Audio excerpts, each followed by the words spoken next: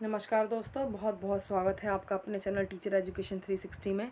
हम इकाई 2 कर रहे हैं। हमारी जो गद्य विधा है वो निबंध की चल रही है, तो हिंदी निबंध के विकास की बात हम कर रहे हैं, जिसमें अब आज जो हम अपना पढ़ेंगे वो शुक्ल व शुक्लोत्तर युग है। यानी कि रामचंद्र शुक्ल जी के समय में जो भी निबंध लिखे हैं उन्होंने, और उनके समकालीन जितने भी निबंधकार हैं उनकी बात करेंगे।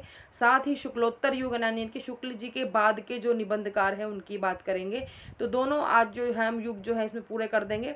इसके बाद जो अगला हमारा निबंध की लास्ट क्लास होगी उसमें हम विभिन्न प्रकार के निबंध पढ़ेंगे, जिसमें ललित निबंध है, ग्रामीण चेतना की निबंध है, व्यंग्यात्मक निबंध है, उसमें निबंधों के प्रकार पढ़ेंगे। तो अब हम आज पढ़ते हैं शुक्ल व शुक्लोत्तर युग। इकाई हमारा 2 है और भाग हमारा 43 है।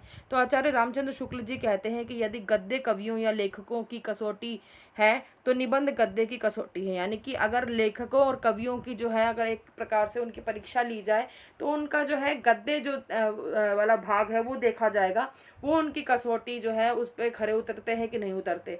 लेकिन अगर हमें किसी का गद्य की जांच करनी है तो निबंध देखना चाहिए, उसने निबंध किस प्रकार से लिखा है। तो निबंध जो है वो गद्य की कसौटी है। भाषा की पूर्ण शक्ति का विकास निबंधों में ही सबसे अधिक संभव है। यानी कि भाषा अगर हमें किसी की व्यक्ति की देखनी है तो उसकी हमें सबसे पहले उसके किसी भी गद्य विधा से पहले हमें उसके निबंध ही देखने चाहिए। तो ये आचार्य रामचंद्र शुक्ल जी ने कहा है। आचार्य शुक्ल जी कहते हैं अपने चिंतामणि निबंध संग्रह भाग 1 में बोलते हैं कि इस पुस्तक में मेरी अंतर यात्रा में पढ़ने वाले कुछ प्रदेश हैं। यात्रा के लिए निकलती रही है बुद्धि, पर हृदय को भी साथ लेकर। यानी कि जो इसमें निबंध संकलित किए गए हैं उसमें उन्होंने बुद्धि से तो कार्य किया ही, साथ में हृदय के भी उसमें जो है हृदय का भी समावेश उन्होंने किया है। तो ऐसे बोल रहे हैं वो चिंतामणि भाग 1 में। फिर आचार्य शुक्ल जी के अगर हम प्रमुख निबंध संग्रह की बात करें तो उनके जो है चिंतामणि भाग 1, 2, 3 में जो है और 4 में जो है निबंधों का संग्रह में मिलता है। तो पहले रामचंद्र शुक्ल जी की बात कर लेते हैं। इनका जन्म जो है 1884 ईस्वी में हुआ है। मृत्यु इनकी जो है 1941 ईस्वी में हुई है। हम कह सकते हैं कि हिंदी निबंध के ये मूर्धन्य हस्ताक्षर हैं, जिनका हिंदी निबंध के क्षेत्र में एक शीर्षस्थ स्थान है। और शुक्ल जी ने हिंदी निबंध के क्षेत्र में सर्वथा जो है नवीन मान्यताएं जो है स्थापित की हैं। इन्होंने बहुत सारे नए विषय लिए हैं, इनकी नवीन दृष्टिकोण है, इनकी नवीन मान्यताएं हैं, जिनको लेकर इन्होंने अपने निबंध लिखे हैं। और देखा जाए तो जो है शुक्ल जी का स्थान जो है निबंध के क्षेत्र में अत्यंत विशिष्ट है, चिर स्मरणीय है, यानी कि जिसको हम कभी भी भूल नहीं सकते हैं। हिंदी निबंध के क्षेत्र में उनकी जो देन है वो अमर है। तो उनका जो पहला निबंध संग्रह है वो आता है चिंतामणि भाग 1। संपादक इसके ये रामचंद्र शुक्ल जी हैं। वर्ष 1939 में संपादन जो है इसका हुआ है। इसमें कुल 17 निबंध जो हैं संग्रहित हैं चिंतामणि भाग 1 में जो है। और इसमें जो निबंध है वो देख लेते हैं हम। इसमें देखिए 17 निबंध है हमारे।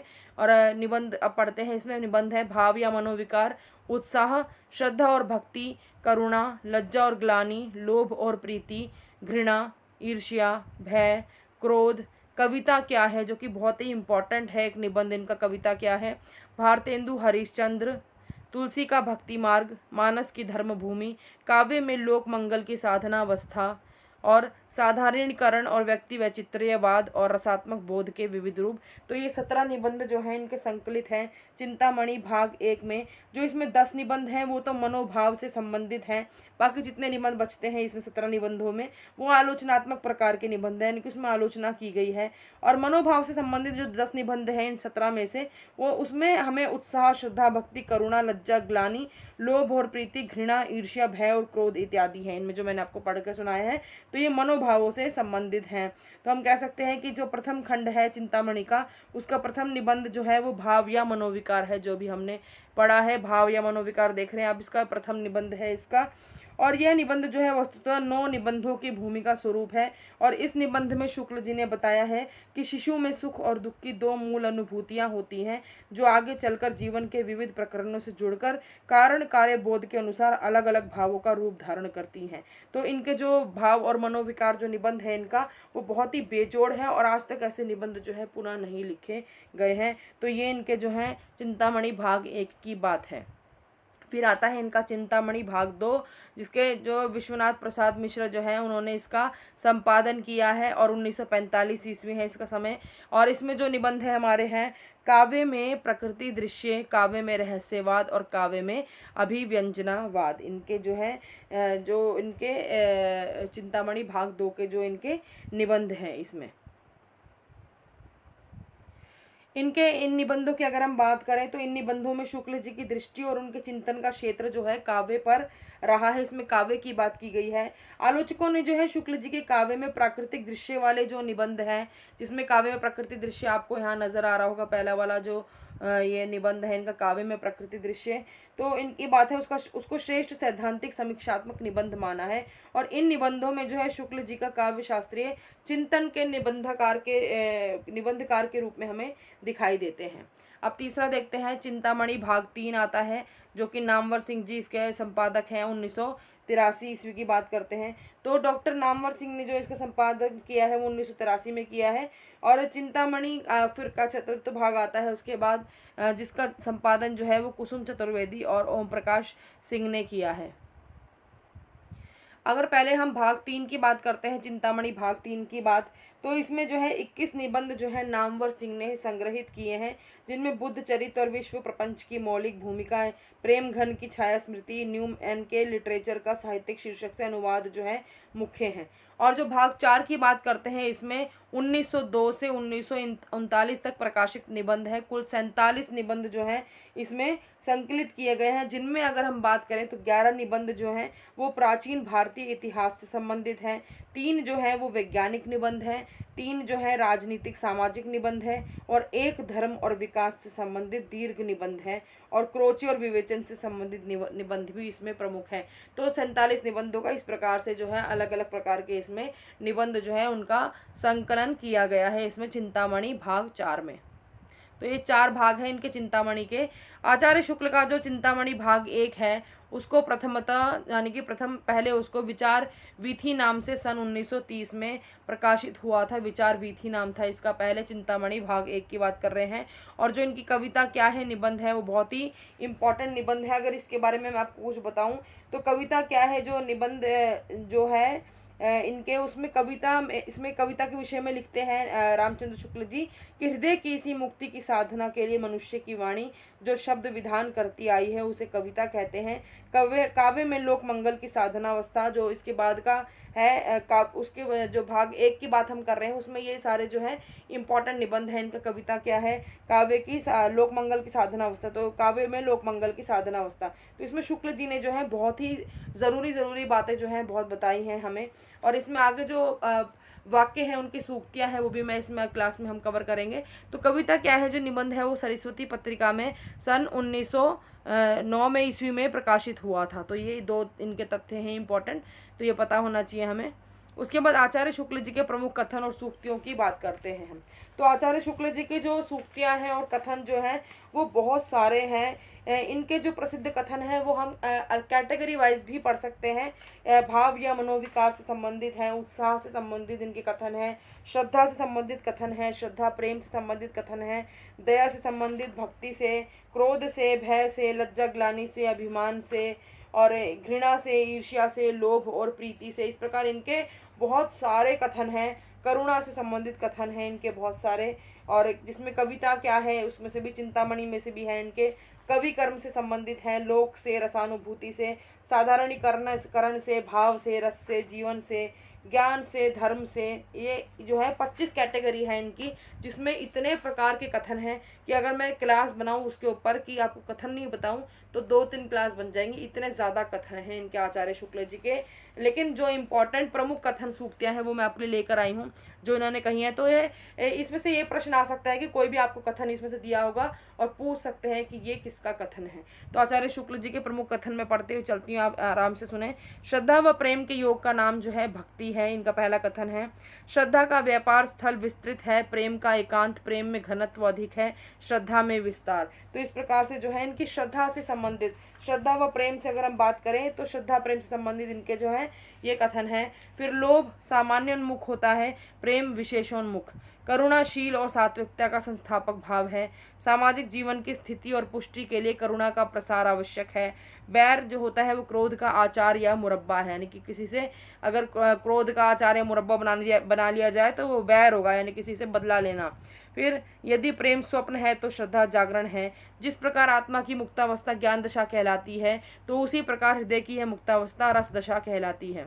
हृदय की इसी मुक्ति साधना के लिए मनुष्य की वाणी जो शब्द विधान करती आई है उसे कविता कहते हैं। तो कविता क्या है में से है ये पंक्तियाँ, तो बहुत इंपॉर्टेंट पंक्तियाँ कविता क्या है में से हमें जो है मिलती हैं।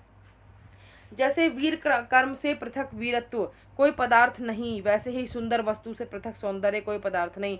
यानी कि वीर कर्म यानी कि कोई भी बहादुरी वाला काम हो तो उसके अंदर वीरत्व जो होगा वो उसका अपना पदार्थ है, वो उससे अलग नहीं हो सकता। जैसे कि सुंदर वस्तु है उसके में सौंदर्य उसमें ही निहित है, उससे अलग नहीं हो सकता। तो इस प्रकार की बात बोली है रामचंद्र शुक्ल जी ने। आगे देखते हैं इनकी कथन और भी हैं। गुण प्रत्यक्ष नहीं होता, उसके आश्रय और परिणाम प्रत्यक्ष होते हैं। अनुभवात्मक मन को आकर्षित करने वाले आश्रय और परिणाम हैं, ये गुण नहीं। यही अनुभूति के विषय हैं। अनुभूति पर प्रवृत्ति और निवृत्ति निर्भर है। अनुभूति मन की पहली क्रिया है, संकल्प विकल्प दूसरी।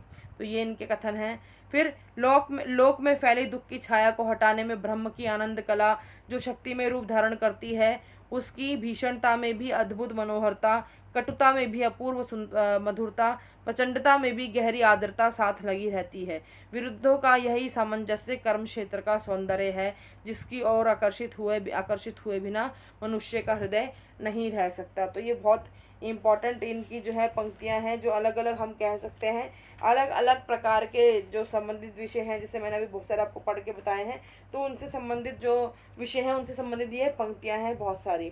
तो पंक्तियां तो कहीं से भी आ सकती हैं, कोई लिमिट नहीं है उसकी, कहीं भी पेपर में से पूछ सकते हैं, लेकिन ये इनकी इंपॉर्टेंट पंक्तियां थी। बड़ी बड़ी पंक्तियां भी हैं काफ़ी, जैसे इसमें 10वीं 11वीं नंबर की पंक्ति मैंने पढ़ के सुनाई, तो ऐसे भी पूछी जा सकती हैं। अब हम देखते हैं शुक्ल जी के समय के जो अन्य निबंधकार हैं वो कौन कौन से हैं। तो पहले आते हैं बाबू गुलाब राय, 1888 से 1963 ईस्वी की बात है, और इनके जो निबंध संग्रह है वो कौन कौन से हैं। फिर निराशा क्यों 1918, मैत्री धर्म 1926, ठलुआ क्लब 1928, प्रबंध प्रभाकर 1934। फिर विज्ञान विनोद 1937, जीवन पथ 1948, आत्मनिर्णय 1950, मन की बातें 1954 और मेरे निबंध 1955। फिर कुछ उथले कुछ गहरे 1956, विद्यार्थी जीवन 1956, मेरी असफलताएं 1957 और अध्ययन और आस्वाद 1957। तो इस प्रकार बाबू गुलाब राय जी की ये जो है निबंध हैं अलग अलग जो मैंने आपको बताए हैं ये। उसके बाद और भी हैं इनके, राष्ट्रीयता 1961, जीवन रश्मि 1962, भारतीय संस्कृति की रूपरेखा 1962, सांस्कृतिक जीवन 1962। उसके बाद बाबू गुलाब राय के बाद आते हैं चतुर्सेन शास्त्री जी आते हैं, जिनका समय काल है 1891 से 1960। इनके निबंध है अंतःस्थल 1921, तरलाग्नि 1936 और मरी खाल की हाय 1939। और उसके बाद पदुमलाल पुन्नालाल बख्शी 1894 से 1971 समय काल है। इनके निबंध है पंचपात्र, पद्मवन, कुछ और कुछ, अतीत स्मृति, उत्सव, श्रद्धांजलि के दो फूल, रामलाल पंडित। तो ये इनके निबंध हैं पद्मलाल पुन्नालाल बख्शी के। फिर शिव पूजन सहाय जी हैं, 1936 इनका जन्मकाल है, और भाषा का जादूगर इन्हें कहा जाता रहा है, और इनका जो निबंध है वो है कुछ। और निराला जो है सूर्यकांत त्रिपाठी निराला, वो शिव पूजन सहाय को हिंदी भूषण नाम से संबोधित करते थे। फिर आते हैं शांति प्रिय द्विवेदी, इनका समय काल है 1906 से 1967 ईस्वी, कवि और काव्य 1936, साहित्यिकी 1938 इनकी निबंध है। जीवन यात्रा 1938, संचारिणी 1939, युग और साहित्य 1941, सामयिकी 1955, धरातल 1948, प्रतिष्ठान 1953, साकल्य 1955, पद्मनाभी का 1956, आधान 1957, वृत्त और विकास 1959, संवेद 1960 और परिक्रमा 1962। तो इस प्रकार ये निबंधकार हैं रामचंद्र शुक्ल जी के समय के। फिर जयशंकर प्रसाद जी आते हैं, जिनका समय काल है 1889 से 1937। इनके काव्य और कला से संबंधित अन्य निबंध है 1939 में। फिर सूर्यकांत त्रिपाठी निराला, समय काल है 1896 से 1961। इनके निबंध है प्रबंध प्रतिमा, प्रबंध प्रतीक्षा, प्रबंध पूर्णिमा, तीनों ही प्रबंध नाम से हैं, चाबुक, चयन और प्रबंध पद्म। तो ये इनके सूर्यकांत त्रिपाठी निराला के निबंध हैं। फिर सियाराम शरण गुप्त 1895 से 1963, इनके निबंध है झूठा सच 1939। फिर महादेवी वर्मा है 1907 से 1987, श्रृंखला की कड़ियाँ बहुत इंपॉर्टेंट है 1942, शरणदा 1957, साहित्यकार की आस्था जो है 1964, संभाषण 1975, भारतीय संस्कृति के स्तर 1984, संकल्पिता 1968 और विवेचनात्मक गद्य। तो ये इनके महादेवी वर्मा के निबंध हैं। फिर हरिभाऊ उपाध्याय हैं, स्वागत, मनन, बुद्ध बुद्ध, जीवन सिद्ध, अंतर ज्योति, अंतर्बल, सदाचार, धर्म और नीति, ये इनके निबंध हैं। विशंभर नाथ शर्मा कौशिक के 2 निबंध हैं, दुबे जी की चिट्ठियाँ और दुबे जी की डायरी, तो ये इनके निबंध हैं। फिर आते हैं जगदीश झा विमल, जो है इनका निबंध है तरंगिनी। फिर कृष्ण बलदेव वर्मा, कविंद्र केशव का ओरछा, बुंदेलखंड पर्यटन। फिर वियोगी हरि 1896 से 88 समय काल है, इनके निबंध हैं तरंगिनी, अंतर्नाद, पगली, भावना, ठंडे छींटे, मेरी हिमाकत, यूं भी तो देखिए 1958। फिर राहुल सांकृत्यायन है, इनका है निबंध साहित्य निबंधावली। पीताम्बर दत्त बर्थवाल है, इनका निबंध जो है ये बहुत इंपॉर्टेंट है, मकरंद। फिर डॉक्टर हरिशंकर शर्मा, इनके निबंध है पिंजरा पोल, चिड़ियाघर, मिस पालासी की आत्मकहानी, देवियों का दबदबा, बेकार, विद्यालय, संपादक, जंतु। तो इस प्रकार से ये इनके निबंध हैं। और फिर अब देखते हैं हम, ये हमारे हो गए शुक्ल युग की बात थी, जो रामचंद्र शुक्ल और उनके समकालीन जो भी निबंधकार थे उनकी बात हमने की। अब आता है छायावादोत्तर युग, यानी कि शुक्लोत्तर युग, शुक्ल जी के बाद का युग, जो इसमें महत्वपूर्ण निबंधकार रहे हैं। तो वो है हमारे पहले डॉक्टर भगवत शरण उपाध्याय, 1910 जन्मकाल इनका है, और निबंध संग्रह है इनके साहित्य और कला। सांस्कृतिक निबंध इतिहास साक्षी है 1960, इतिहास के पृष्ठों पर और खून के धब्बे। फिर डॉक्टर संपूर्णानंद, समयकाल 1890 से 1969, स्फुट विचार 1953, भाषा की शक्ति तथा अन्य निबंध, चिद विलास, जीवन और दर्शन, पृथ्वी, ज्योति विनोद, शिक्षा का उद्देश्य, समाजवाद, आर्यों का आदि देश। तो ये डॉक्टर संपूर्णानंद के हैं। फिर माखनलाल चतुर्वेदी 1889 से 1968, साहित्य देवता, अमीर इरादे गरीब इरादे 1960। फिर पांडे बेचन शर्मा, और आगे क्या होता है इसके, उग्र। तो इस तरीके से आप पूरा नाम याद कर सकते हैं इसमें, बुढ़ापा और गाली, इनके 2 निबंध हैं। फिर वासुदेव शरण अग्रवाल हैं, पृथ्वी पुत्र 1949, मातृभूमि, कला और संस्कृति 58, वेद विद्या 1959 और वागधारा 1966। फिर हरिवंश राय बच्चन आते हैं, उनके निबंध है नए पुराने झरोखे 1962, टूटी छूटी कड़ियाँ 1973। फिर परशुराम चतुर्वेदी, मध्यकालीन श्रृंगारिक प्रवृत्तियाँ, मध्यकालीन प्रेम साधना 1952। फिर साहित्य पंथ 1961, भारतीय साहित्य का सांस्कृतिक रेखाएं 1962 और नव निबंध। फिर आते हैं सदगुरु शरण अवस्थी, बुद्धि तरंग और विचार तरंग और साहित्य, आगे देखते हैं साहित्य तरंग 1956, हृदय ध्वनि, विचार विमर्श और भ्रमित पथिक। उसके बाद डॉक्टर रघुवीर सिंह आते हैं, इनके निबंध हैं सप्तदीप, जीवन कण, जीवन धूली, शेष स्मृतियाँ 1939 और बिखरे फूल। फिर काका कालेलकर हैं, इनके निबंध है जीवन का काव्य, जीवन साहित्य। हीराचंद्र जोशी, इनके निबंध है साहित्य सर्जना 1938, विवेचना 1943, विश्लेषण 1953, साहित्य चिंतन 1934, देखा परखा 1957। फिर यशपाल है, उनके हैं न्याय का संघर्ष 1940, बात बात में बात 1950, देखा सोचा समझा 1951, चक्कर क्लब, गांधीवाद की शव परीक्षा और राज्य की कथा। तो ये यशपाल जी के निबंध हैं। फिर आते हैं जैनेन्द्र जी के निबंधों की तरफ। प्रस्तुत प्रश्न 1936, जड़ की बात 1945, पूर्वोदय 1951, साहित्य का श्रेय और प्रेय 1953, मंथन 1953, सोच विचार 1953, काम प्रेम और परिवार 1953, इतस्ततः 1963, समय और हम 1964, परिप्रेक्ष्य 1977, साहित्य और संस्कृति 1979। तो इस प्रकार ये सब जो है रट्टा लगाने का काम है, इसमें से किस प्रकार से याद करना है ये अपना तरीका होता है। कई बार प्रश्न करते हैं आप लोग कमेंट में कि किस प्रकार से याद करें, तो बहुत सबको याद करना जो है बहुत ज़्यादा कठिन काम है, बिल्कुल मानती हूँ मैं। आप जो है इम्पॉर्टेंट जो होते हैं, जो प्रश्नों में होते हैं, उन पे तो सबसे ज़्यादा आपको ज़ोर देना है, उन्हें स्पेशली याद करना है, क्योंकि इतने अंदर से तो पेपर में भी कम ही आते हैं। लेकिन कुछ पता नहीं होता, कई बार ऐसे ऐसे क्वेश्चन में पूछ लेते हैं जो बिल्कुल इंपॉर्टेंट नहीं होते, जो हम सोच ही नहीं सकते कि आएंगे, लेकिन कई बार वो भी जो है पेपर में आ जाते हैं। तो इसका अपना तरीका होता है याद करने का, कि आप या तो इसको रट्टा लगाएं बिल्कुल ही एक एक के, लेकिन इतने, क्योंकि सिर्फ निबंध विधा तो है नहीं हमारे पेपर में, बहुत सारी विधाएं हैं, उपन्यास भी याद करने हैं, कहानियाँ भी याद करनी हैं। तो आप इंपॉर्टेंट पे जो मैं बताती रहती हूँ तो उन पे ध्यान दें बिल्कुल, जो पेपर में या आपने जो प्रीवियस 10 ईयर पेपर्स अगर कभी करे हो तो उनमें जो आते हैं अधिकतर ऐसे ही ज़्यादातर इंपॉर्टेंट में से ही पूछे जाते हैं। फिर आते हैं भदंत आनंद कौशलायन, उनके निबंध हैं जो ना भूल सका 1945, रेल का टिकट। फिर डॉक्टर विनय मोहन शर्मा, दृष्टिकोण 1950, साहित्यावलोकन 1953, साहित्य शोध समीक्षा 1958, साहित्य नया और पुराना 1972। फिर नंद दुलारे वाजपेयी जी के निबंध देखते हैं। हिंदी साहित्य 20वीं शताब्दी 1942, आधुनिक साहित्य 1950, नया साहित्य नए प्रश्न 1955, राष्ट्रीय भाषा की कुछ समस्याएं 1961, राष्ट्रीय साहित्य 1965।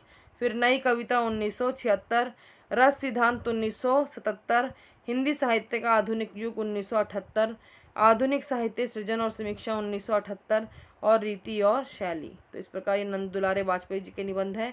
फिर आते हैं विश्वनाथ प्रसाद मिश्र, इनके हैं हिंदी का सामयिक साहित्य 1951। फिर हैं इंद्रनाथ मदान के आलोचना तथा काव्य, निबंध और निबंध, कुछ उथले कुछ गहरे 1974, विदा अलविदा 1982। तो इस प्रकार से ये निबंध जो है हमारे शुक्लोत्तर युग के यहाँ समाप्त होते हैं। शुक्ल युग और शुक्लोत्तर युग जो है दोनों ही हमने आज पढ़ लिए हैं। इसमें जो भी निबंध और निबंधकार हैं हमारे सारे हमने कवर कर लिए हैं। इसके बाद हमारे निबंधों के प्रकार आएगा जिसमें हम ललित निबंध पढ़ेंगे और भी विभिन्न प्रकार के हमारे निबंध हैं। व्यंग्यात्मक निबंध हैं, ग्रामीण चेतना के निबंध हैं, विचार या चिंतन प्रधान निबंध हैं हमारे, और ललित निबंध। मतलब हमारे 4 प्रकार के निबंध इसमें आते हैं। तो 4 प्रकार के निबंध इसमें हम अगले वीडियो में कवर करेंगे। तो अगर आपको आज की वीडियो पसंद आई हो तो लाइक बिल्कुल कीजिएगा और चैनल भी सब्सक्राइब कर लीजिए, नोटिफिकेशन बेल को दबाना ना भूलें। और इसी प्रकार से आप पढ़ते रहिए, और पेपर भी नज़दीक है तो आप लगातार पढ़ते रहेंगे तो आपकी प्रैक्टिस बनी रहेगी। मॉक टेस्ट भी जल्दी ही मैं आपके लिए लेकर आऊँगी। धन्यवाद।